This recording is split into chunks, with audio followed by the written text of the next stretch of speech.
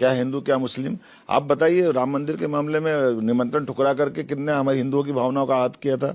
अब इसको नहीं बोलेंगे क्या? वो तो जग जाहिर है। आज तक बताइए, सोनिया गांधी जी से लगाकर प्रियंका गांधी, राहुल गांधी क्यों भगवान राम के दर्शन करने नहीं गए? ये दर्शन तो उनको करने जाना है ना भाई। 22 को नहीं आए कोई बात नहीं, बाद में भी टाइम नहीं मिला आपको, तो जब चुनाव आएगा तो ये बात तो हम जनता के बीच में नहीं रखेंगे तो कहाँ रखेंगे? ये तो सब उन्हीं की तो मुद्दे हैं। अब मैनिफेस्टो में बोलाते हैं कि हम सर्वे कराएंगे, प्रॉपर्टियां बांटेंगे। अरे भैया, ये तुम कह रहे हो ना, हम थोड़ी कह रहे हैं। वो अगर मैनिफेस्टो लेकर दे रहे ना, फिर कह रहे आप मुसलमानों को दे देंगे, ये कहाँ लिखा है? यार, और किसको लेने की बात कही? मनमोहन सिंह जी ने क्या कहा, इस देश पे पहली प्रॉपर्टी का अधिकार मुस्लिमों का। अब मनमोहन सिंह जी उस समय प्रधानमंत्री थे ना, कांग्रेस की सरकार थी ना, हमारी सरकार थोड़ी थी। ये उनके प्रधानमंत्री लोग, और मनमोहन सिंह जैसे बुद्धिजीवी, कांग्रेस का उस समय का सबसे बड़ा नाम। एक तरह से पीठ पीछे से यूपीए सरकार के चेयरपर्सन कौन थे? सोनिया गांधी जी थी। तो सोनिया गांधी जी, मनमोहन सिंह, दोनों की सरकार थी उस समय। वही तो कह रहे हैं, आज तक खंडन करे उस बात का कि हमने गलत किया था। और मुख्यमंत्री जी वो कह रहे हैं, अभी भी ये लोगो दूरदर्शन का बदलते हैं तो लोगों पे उनको आपत्ति होती है, भगवा नहीं होना चाहिए। अरे भैया, क्यों नहीं होना चाहिए? भगवा से तुमको ऐसी घृणा क्यों है? आप बताइए, भगवा तो आप अपने तिरंगे में से भगवा निकाल दो, तब आपको जाने। हटाओ ना, आप क्यों लगा के बैठे हो आप? पर मुख्यमंत्री जी वो ये कह रहे हैं कि अल्पसंख्यक और मुसलमान में कोई फर्क है या नहीं है? संसाधनों पर पहला दावा उन्होंने कहा था, नामजद बता रहा हूं कि मनमोहन सिंह जी ने कहा कि नहीं कहा कि पहला हक मुसलमानों का है, और वो यूपीए चेयरपर्सन थी कि नहीं थी सोनिया गांधी जी? आज तक उस बात का खंडन कर रहे हैं क्या? अब जैसे ही पकड़ में आते हैं तो भागते हैं। और आप, जैसे मैंने आपको कहा कि निमंत्रण ठुकराया, लेकिन अयोध्या के भगवान राम तो आज भी मुस्कुरा रहे हैं। आप जाओ ना दर्शन करने। आप क्यों दर्शन करने से बच रहे हो? इसका मतलब है आपके मन में पाप है। आप केवल एक वर्ग को संभालना चाहते हैं। आप उनको खींच खींच कर अपने टर्फ पे लाते हो। हमारे टर्फ पे राम मंदिर पे नहीं, हम नहीं ला रहे हैं। हम तो उनसे कह रहे हैं, हम तो गए रहे डंके की चोट। मैं अपने मंत्रिमंडल के साथियों के साथ दर्शन करने गया हूँ। हमने 22 जनवरी के दिन अपने यहाँ पूरे प्रदेश में एक साथ उसका आनंद लिया, रामनवमी का। और हमने कहा कि भगवान राम के लिए जो कारसेवक जिनका बलिदान हुआ है, ये उस मार्ग पर हम पुष्प बिछाएंगे, पुष्प वर्षा करेंगे, जो भगवान राम के दर्शन करने जाएंगे। ये हम डंके की चोट बोलते, वो क्यों नहीं करते?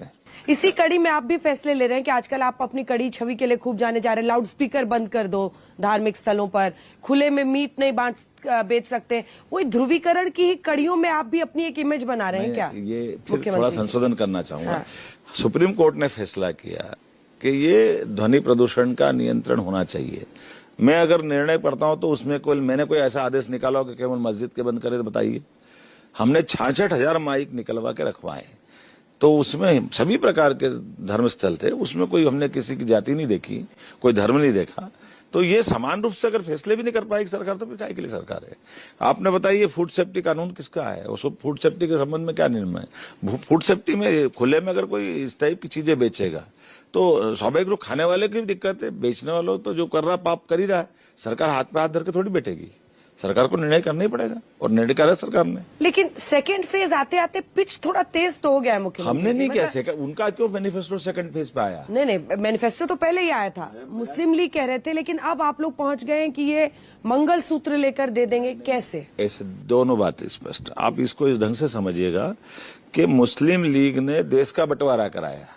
अब उस समय तो जनसंघ भी नहीं था, भाजपा भी नहीं थी, हमने तो कोई बात ही नहीं करी थी। लेकिन कांग्रेस ने कहा था आजादी की लड़ाई लड़ने में हमारा योगदान है, तो देश के बंटवारे में किसका योगदान है बताया? कांग्रेस। मुस्लिम लीग ने अलग पाकिस्तान मांगा, कांग्रेस ने क्यों सरेंडर कर दिया? अंग्रेज जो नहीं कर पाए वो कांग्रेस के समय पाप हुआ है। आप थोड़ा ध्यान दीजिएगा। इसलिए स्वाभाविक रूप से जो मुस्लिम लीग ने बीज बोए, उन्हीं बात को वापस कांग्रेस नए सिरे से बढ़ के आगे बढ़ रही है। तो स्वाभाविक रूप से उन्होंने इस ढंग से बात कही कि हम जो मैनिफेस्टो में कहा कि अल्पसंख्यकों को हम ये लाभ देंगे, वो लाभ देंगे। तो आप ये इस दृष्टिकोण से अगर आप आओगे, आपको हम तो केवल कांच दिखा रहे हैं, उनका जो असलियत है वो सामने आ रही है। आप हमको वो भी मत करने दो, ये तो गजब हो जाएगा। ये उज्जैन की आवाज बहुत प्रखर होकर आपके अंदर से बोलती है क्या मुख्यमंत्री जी? वहीं के आप हैं, वहीं के विधायक हैं इतने ज्यादा। नहीं, मैं तो मध्य प्रदेश का हूँ, मैं सुनाते से, लेकिन मूल तो हमारा जहाँ का है, वहीं से बात तो आएगी सही, लेकिन अकेले वहां से नहीं। कुल मिलाकर के जो हमारी विचार की लड़ाई है, इस विचार की लड़ाई में लोकतंत्र में हमको अपने प्लेटफॉर्म पे बात करने का अधिकार है। क्या है ये विचारधारा जिसकी लड़ाई है? क्या इस विचारधारा में अल्पसंख्यकों के लिए जगह नहीं है? आप इसका दूसरे ढंग से देखिए, माननीय प्रधानमंत्री जी को देखिएगा। पाकिस्तान गलती करता तो पाकिस्तान को उसकी कीमत चुकाना पड़ती सर्जिकल स्ट्राइक करके, और बेगम हसीना ना प्रधानमंत्री बांग्लादेश की अगर रक्षाबंधन पे राखी भेजती है, प्रधानमंत्री जी साड़ी भेजते हैं। ये हमारी नीति है। हमको धर्म के आधार को देश को नहीं देख रहे हैं। हमने अभी आप इसका उल्टा देखिए, 3 तलाक के मसले पे माननीय प्रधानमंत्री जी ने क्यों फैसला कराया? वो तो सुप्रीम कोर्ट ने निर्णय किया था ना, कांग्रेस ने तो उस निर्णय को बदला था। हमने तो कांग्रेस की उस समय बड़ी 415 की बहुत मेजर बम्पर मेजोरिटी थी, लेकिन सुप्रीम कोर्ट के निर्णय को लागू नहीं कर पाने में सरकार हमारा फेल हुई राजीव गांधी जी की। तो उस फैसले को 35 साल बाद माननीय प्रधानमंत्री जी ने फैसला कराया कि मुस्लिम बहनों की जिंदगी भी अगर खराब होती है, उनको परेशानी आती है, तो उसमें हमको ये अपने चश्मे से नहीं देखना हिंदू मुस्लिम के, अदरवाइज हमको क्या लेने देना मुस्लिम समाज से। लेकिन हमने कहा नहीं, हिंदू हो मुसलमान हो, जो हम कहते हैं वो करके दिखाते हैं। माननीय प्रधानमंत्री जी ने बहुत स्पष्ट निर्णय दिया। उसी के आधार पर आप देखो, आप सीरिया में जाकर के माननीय प्रधानमंत्री जी किसके साथ खड़े हुए? हमारा मंदिर का मसला आया अरब के अंदर, माननीय प्रधानमंत्री जी वहां खड़े हुए। तो बोहरा समाज की मस्जिद का लोकार्पण का मामला था, तो माननीय प्रधानमंत्री जी वहां जाके खड़े हुए। तो इसमें कोई अंतर नहीं है। ये इस दृष्टिकोण से बाहर आकर के देश के अंदर सभी को अपने अपने धर्म की पूजा पद्धति का अधिकार है। उस पे उनको, हमको, राजनेताओं को, खासकर राजनीतिक पार्टी को इससे बाज आना चाहिए। ये जो कांग्रेस हमेशा छल करती है, कांग्रेस के और कांग्रेस से जुड़े हुए सारे लोग हमेशा वो करते हैं हिंदू मुस्लिम, और दोष हमको देते हैं। हम क्या करें इसके लिए? 2 कांग्रेस के बड़े नेताओं को तो आपको मुकाबला करना पड़ता है। अब जरा छिंदवाड़ा और राजगढ़ दोनों पे विस्तार से बात करते हैं। छिंदवाड़ा के साथ शुरू करते हैं। आपको लग रहा है कि नकुल नाथ को आप लोग देखिए, अब तो वो जो हुआ है सब कुछ मतपेटियों में चला गया। लेकिन जो मुझे संदेश मिला है वहां से, जो मैं लगातार देख रहा था, जनता ने ये प्रश्न बहुत अच्छे से समझ लिया था कि 1977 से केवल एक बार पटवाजी को छोड़ दो तो लगभग 45 साल तक एक तरफा एक ही व्यक्ति का क्यों सांसद बनना चाहिए, क्यों स्थानीय व्यक्ति सांसद नहीं बनना चाहिए। बच्चे बच्चे के मन से आवाज आ रही थी। पहले 8 बार आप बन जाओगे, फिर आपकी पत्नी बन जाएगी, फिर आपका बेटा बन जाएगा, एक बार बन गया फिर वही बनेगा, फिर उसका बेटा आएगा। तो ये गया जमाना। अब जनता इसको बर्दाश्त नहीं कर रही। ऐसे तो अब बीजेपी में भी सर भर गए हैं ऐसे लोग जिनमें सांसद है, फिर बेटा भी सांसद बनता है, बेटे का बेटा भी सांसद। मेरा कहना 50 साल का एक उदाहरण बता दो, एक ही व्यक्ति कोई एक परिवार का बन रहा, कोई पूरे देश के और जो आपने अभी 50 साल के अंदर अभी जो आपने गुना वाले को गले लगाया है, ज्योतिरादित्य सिंधिया जी अरे को, उनका आप पूरा देख लीजिए। 1967 में राजमाता जी ने स्वयं कांग्रेस की उस समय प्रचंड बहुमत की सरकार थी, सबके बीच मुद्दों की लड़ाई लेकर के वो सामने आई, और उनकी खुददारी थी कि उनने अपनी उस पार्टी को लात मारी जिस पार्टी के आधार पर उनके स्वाभिमान को चोट मिली, और उनने उसके खिलाफ लंबा जीवन निकाला। और हमारी पद के मामले में राजमाता जी इतना ऊंचा कद है उनका कि कोई एक पद नहीं लिया उनने। उनको राष्ट्रीय अध्यक्ष बना रहे तो उन्होंने ना बोला, लेकिन पार्टी की सेवा की। ऐसे ही लोग तो हमको चाहिए। सिंधिया वंश का तो हमारा इतना गहरा संबंध है जनसंघ के जमाने से, जितना उनने भाजपा के लिए, जनसंघ के लिए काम किया, इतना कोई कर नहीं सकता। राजगढ़ की सीट पर आते हैं। 33 साल बाद दिग्विजय सिंह अपने किले में जो आप लोगों ने सेंध लगाया था 14 और 19 में, उसको वापस क्लेम करने के लिए वो चुनावी मैदान में मैदान छोड़ के भागे हैं बहन जी। आप बताइए, वो पिछली बार कहाँ लड़े थे? सबसे ज्यादा हिमायती बनते जिस वर्ग के, उनके वोट सबसे ज्यादा कहाँ है? राजगढ़ में नहीं है, भोपाल में थे। लेकिन जितने लंबे वोट से हारे तो यहाँ से भाग करके गए। और उनने पहली रिएक्शन क्या दी, याद करिएगा। उनने पहली रिएक्शन अपनी दी कि मेरी तो इच्छा नहीं थी, पार्टी ने कह दिया। तो हमने तो वहां भाषण में भी कहा कि ये जबरदस्ती के उम्मीदवार है। हमारे उम्मीदवार जबरदस्त है, जो अपना खम ठोक कर लगातार वहां काम कर रहे हैं। ये जबरदस्ती के उम्मीदवार जीतने वाले नहीं है। पर गढ़ है ना उनका, उनके परिवार का। अब आप देखिए गढ़ का क्या, गढ़ कोई किसी 14 और 19 में निकला। हाँ, मेरा ऐसा कहना, आप जिसको एक मुहावरे में बोल सकता हूँ, नाई नाई बाल कितने ठहरे भी सामने आते हैं।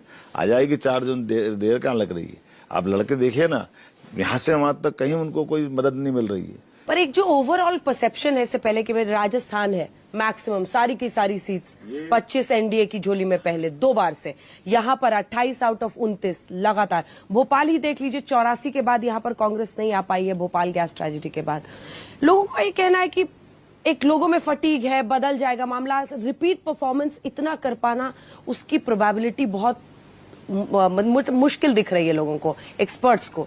ये मेरा दिक्कत यही है कि हमारी जो अंदर की मेहनत रहती है उसके लिए कोई नंबर नहीं दे रहे हैं लोग। यही कह रहे थे कि ये सरकार नहीं बन रही हमारी मध्य प्रदेश सरकार की। आप ही जानकारी बताइए, जब आपने आंकड़े दिए तो लोग चौंक गए, अरे कैसे हो गया? ये जो तथाकथित कुछ लोग कक्ष में बैठ करके बात करने वाले रहते हैं, उनकी अपने आकलन है।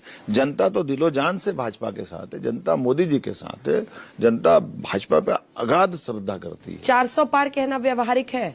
400 पार, हाँ, क्या बुरा है उसमें? क्या बुरा? वो कहे ना 500 मतलब पार। आप रिपीट करेंगे तो राजस्थान, गुजरात। अच्छा, आप मेरे को उल्टा बताओ। आप उनका दम हो तो बोले ना कि हम 29 जीतेंगे। वो क्यों कहते 12 जीतेंगे? कांग्रेस में क्यों दम नहीं है? वो क्यों नहीं कह रहे 500 जीतेंगे? हम तो खुला मैदान दे रहे हैं। हमने कहा कि 300 पार जाएंगे, 300 पार गए।